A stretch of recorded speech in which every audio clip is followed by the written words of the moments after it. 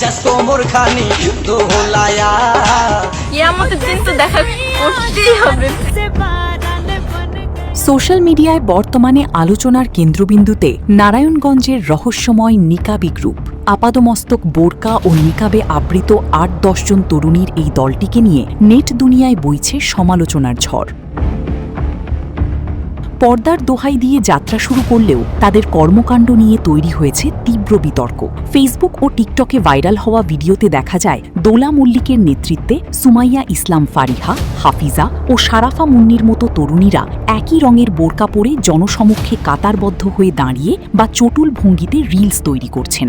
নেটিজেনদের অভিযোগ, ধর্মীয় পোশাককে পুঁজি করে সস্তা ভিউ ও জনপ্রিয়তা পাওয়াই এই গ্রুপের মূল লক্ষ্য।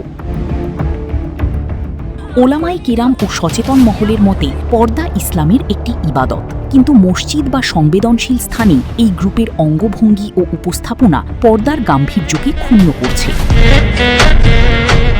সামাজিক মাধ্যমে অনেকে একে ধর্মীয় অনুভূতির অবমাননা ও সুপরিকল্পিত কোনো এজেন্ডা হিসেবেও সন্দেহ করছেন।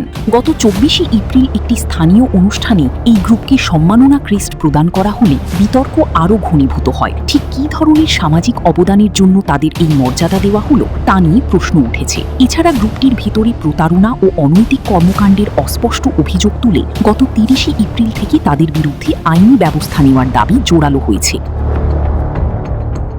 প্রকাশ্যে কন্টেন্ট তৈরিতে বাধা না থাকলেও ধর্মীয় প্রতীককে প্রশ্নবিদ্ধ করা কোনোভাবেই কাম্য নয়। সুস্থ সাইবার পরিবেশ বজায় রাখতে প্রশাসনের হস্তক্ষেপ জরুরি বলে মনে করছেন বিশ্লেষকরা। মনে রাখতে হবে, সস্তা জনপ্রিয়তা ক্ষণস্থায়ী হলেও সংস্কৃতির অবমাননা সুদূর প্রসারী নেতিবাচক প্রভাব ফেলে।